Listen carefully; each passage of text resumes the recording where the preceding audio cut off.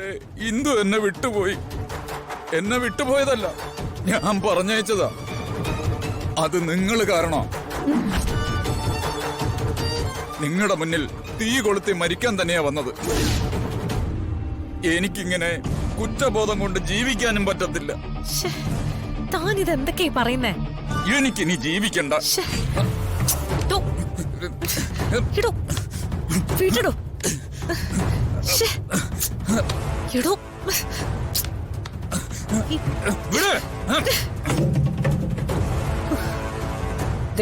ശിവരാമ, വെറുതെ വേഷം കെട്ട് ഇറക്കരുത്. ഞാൻ എന്താ തന്നോട് പറഞ്ഞത്? ആ കുട്ടിയെ ഇല്ലാതാക്കാൻ. അതിനു പകരം താൻ എന്താ ചെയ്തേ? തന്റെ പിടിപ്പേട് കൊണ്ട് തന്റെ ഭാര്യ മരിച്ചതിന് താനെന്തിനാ എല്ലാം കൂടെ എന്റെ തലയിൽ കൊണ്ടുവയ്ക്കുന്നേ? ചെയ്യാൻ പറ്റാത്ത കാര്യം ഏറ്റെടുക്കരുത്. വളരെ ശ്രദ്ധയോടെ കൈകാര്യം ചെയ്യേണ്ട ഈ കാര്യം ഇത്രയും കോംപ്ലിക്കേറ്റഡ് ആക്കിയത് താൻ ഒരുത്തനാ. എന്നിട്ടിപ്പം അതിന് ഉത്തരവാദി ഞാനാണെന്ന്. ഒന്നുകിൽ ഇതോടെ ഞാനും സ്വയം ഇല്ലാതാകും, അല്ലെങ്കിൽ പോലീസ് സ്റ്റേഷനിൽ ചെന്നിട്ടേ എല്ലാം ഞാൻ തുറന്നു പറയും. എന്നിട്ട് കീഴടങ്ങും.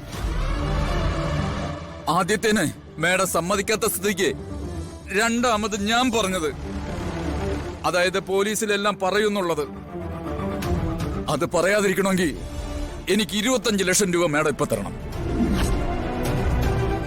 ഞാൻ എല്ലാം പറഞ്ഞല്ലേ മേഡത്തിന് അറിയാലോ. മേഡം കൂട്ടുപ്രതിയാ. ശിവരാമ, തന്റെ ഭാര്യ മരിച്ചതിൽ എനിക്ക് വിഷമമുണ്ട്.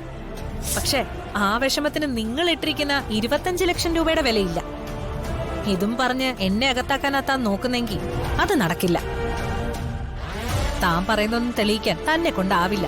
അതുകൊണ്ട് തന്നെ എന്റെ പണവും സ്വാധീനവും വെച്ച് ഞാനങ്ങ് ഊരിപ്പോരും. കാര്യങ്ങളൊക്കെ പുറത്തെല്ലാരോടും പറഞ്ഞ നീയെ അകത്താവും പോന്നെ. നീ മാത്രം. ഭാര്യ ചത്ത് ചെതയണഞ്ഞില്ല, അതിനുമുമ്പ് ഭീഷണിപ്പെടുത്തി പണം വാങ്ങാൻ ഇറങ്ങിയിരിക്കുന്നു. ശിവരാമ, ഭാര്യ മരിച്ചെങ്കിൽ പകരം കുറെ ഭാര്യമാരെ നിനക്ക് കിട്ടും. ഓവർ സ്മാർട്ടായി എല്ലാരോടും പറയാൻ നിന്നാ നിന്റെ ജീവിതം ഇരുമ്പഴിക്കുള്ളിലാവും.